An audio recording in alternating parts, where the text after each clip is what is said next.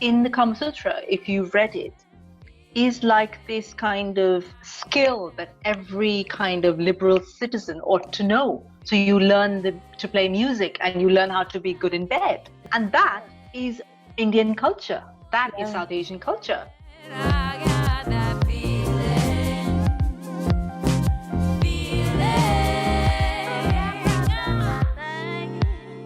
Have you ever thought about all of the barriers that get in the way between you enjoying pleasure, in particular self-pleasure? Today I'm chatting to Sangeeta Pillai, founder of the Soul Sultras and Masala Podcast platforms, which is a space for South Asian women to tackle taboos around sex and so much more. We're going to chat about the power of removing shame and stigma and truly embracing your ability to enjoy sex and your sexuality. Let's get into it. Well, first of all, I should say thank you for the time and coming on and talking to me. I'm really excited to have you on. Really excited to be here, and it's the first time I've done anything Australia-based, so this is really exciting for me. Well, through the Zoom world that we now live in, welcome to Australia. Welcome to Australia. It's amazing here.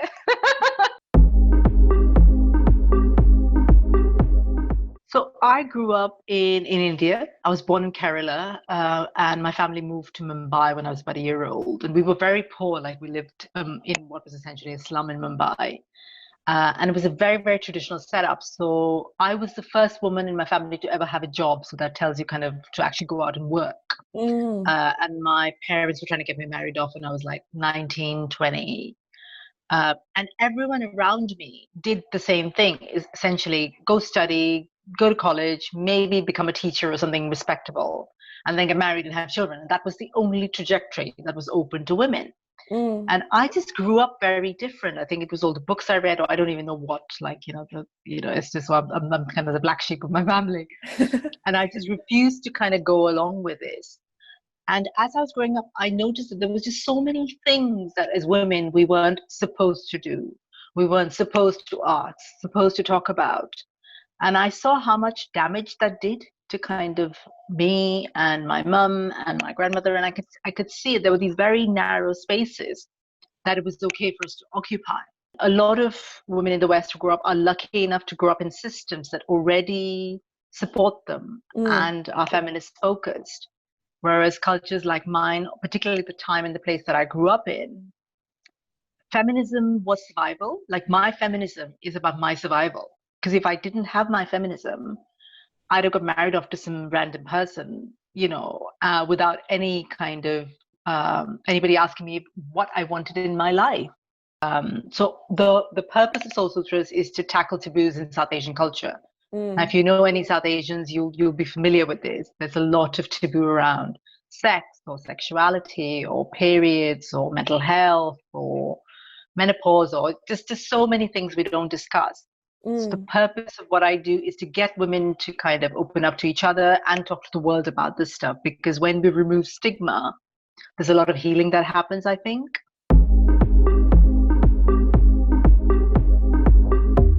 A lot of South Asian kind of people would tell you, sort of growing up in a South Asian family, if there was something on TV where a man and woman were kind of inching close to each other, my mum would change the channel.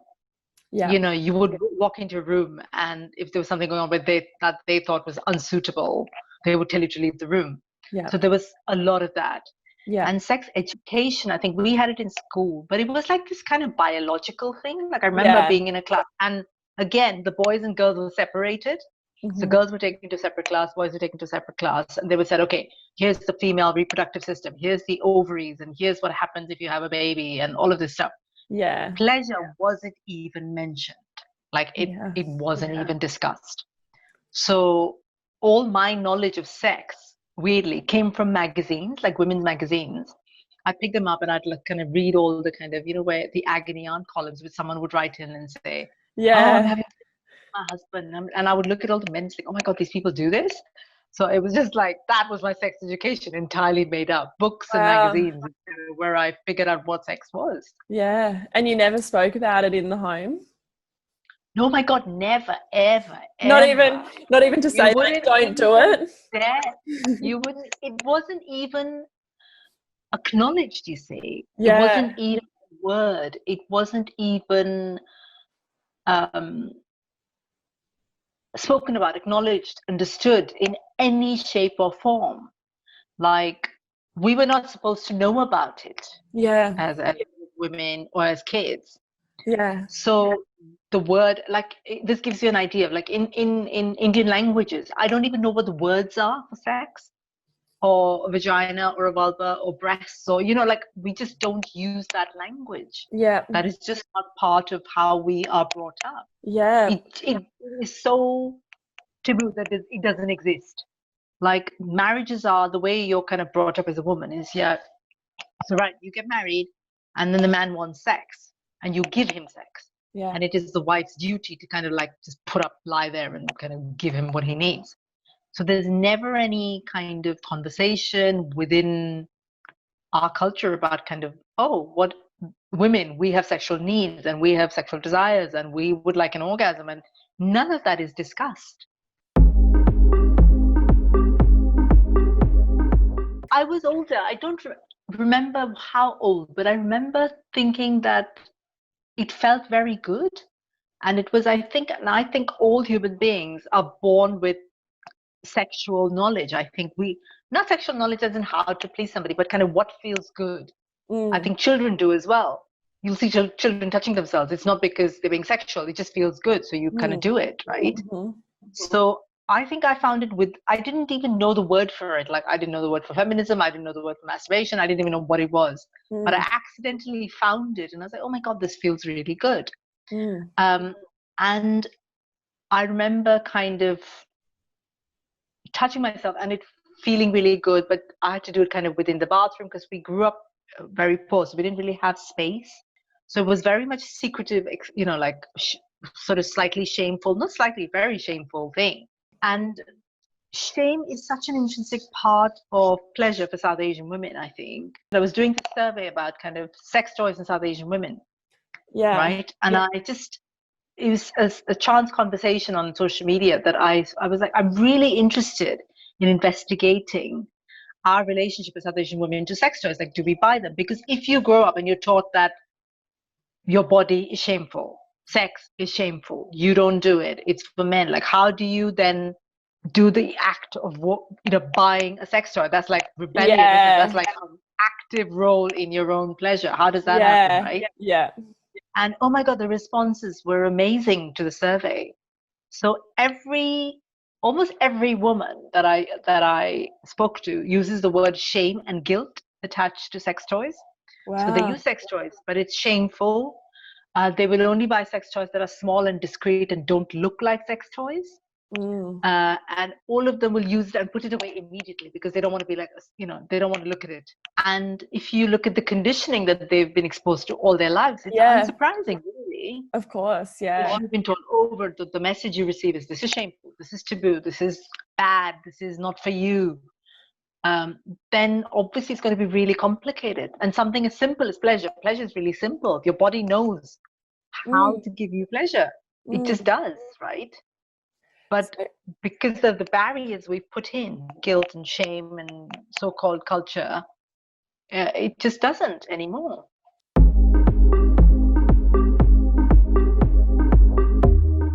Shame directly impacts our capacity to feel pleasure.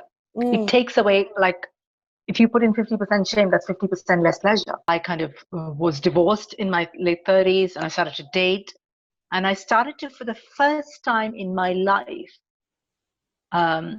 let myself be. I think it was probably how I'd always been. But I think the concepts of shame and culture and tradition had kind of kept me unable to kind of access that part of myself.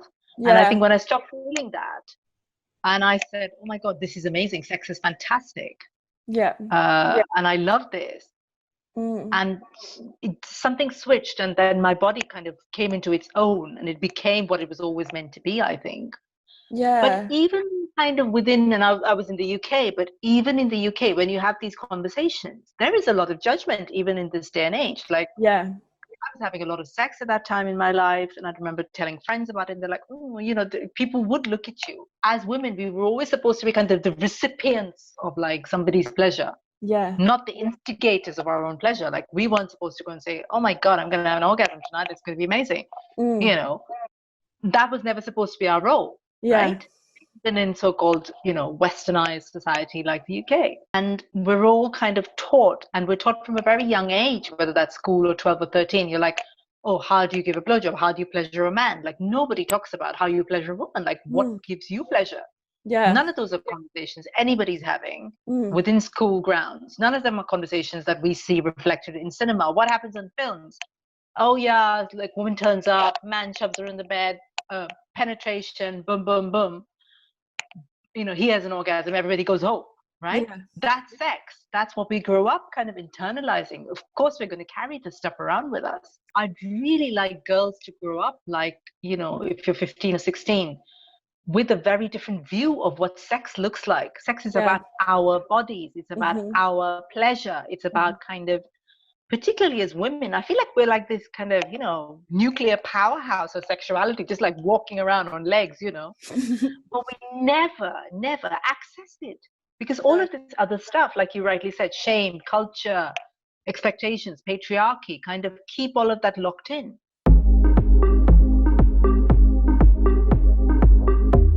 So there's a perception in kind of Indian culture that our culture is traditional. Our culture is non-sexual. Our culture is completely kind of ignorant of pleasure. But the Kama Sutra is our culture. So that's 3rd century, right? We were talking about sex and pleasure and orgasms. And we were not only talking about it, sex in the Kama Sutra, if you've read it, is like this kind of skill that every kind of liberal citizen ought to know. So you learn to play music, and you learn how to be good in bed. That was expected of you.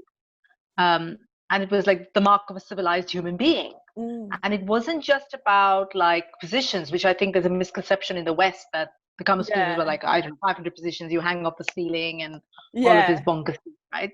Yeah. But if you read the book, I think there are 8 chapters, and only 1 chapter is about sexual positions. The rest is about how do you conduct yourself. Whereas in Indian culture, the Kama Sutra is one of the arts. There are 64 arts within kind of ancient Indian literature. There's astronomy, there's kind of mathematics, and there's sex. That's kind of the place that it had in our society for thousands of years. It was kind of very normal. So where do you think that transition happened? Do you think it was the influence of the West coming to India? I think partly. The British, when they ruled India, banned homosexuality. Homosexuality is very much has been part of Indian, life for centuries. It wasn't even discussed. It's in the Kama Sutra that there is a whole section about men making love with other men. So it's talked about very normally. There's no big, oh my God, somebody's queer, all of this. So the British do have some responsibility, I think, in how this is played out. But also, I think we, within Indian society, are also culpable, because there was a whole era that came a lot after the Kama Sutra was written. There's something called the Manusmriti, written by this guy called Manu, who introduced all these kind of rules around society and the caste system, and kind of women being the property of men, and all of this stuff is discussed. And that's the first time I'm aware of it being being introduced within society. Right. Where before that, women were very liberal. They had, they could do whatever they liked. Some of the most powerful people in kingdoms were courtesans. They ran, the kingdom. They had the ear of the king, and they had money and power and prestige, and they were the kingmakers. So there is a lot, and I think it's complicated about why it changed. So I think it's probably to do with Manusmriti and a few other things, and then Victorian morality, I think, probably killed it. So the current definition of sex is a consensual, intimate interaction that can provide physical, mental, or emotional pleasure or euphoric release. So do you have any initial thoughts on the definition? Not necessarily. I think for me, sex is, particularly as a woman, I feel like it's this kind of gift that I've got. It can make us physically taller and stronger and glowy and all of that stuff. Yeah. But also mentally, like you just feel so good. You feel confident, you feel yourself, you feel all these powerful, positive things. Mm-hmm. And I think that's what sex is, and it's always meant to be. And I think if we could go back to that, we could reclaim that. And we've all got it. It's not something we've got to kind of, I don't know, teach or learn or be good at. We just have it. But I think society's got in the way of it. Mm-hmm. And to me, that's what sex is. So I think that's really beautiful, and I totally agree. I'm just wondering how to how to write that in. I'll give it to you. Right now, or can I send it to you? Yeah, do you want to send it to me? That's cool. Let me send it to you. Sex is a consensual, intimate experience that lets us tap into unbelievable amounts of pleasure and power within both our bodies and our minds. We are walking, talking pleasure powerhouses, and we are utterly magical. Thank you so again. much. It's been such a pleasure. Thank you. Yeah. Take care. All right. See you later. Bye. Bye.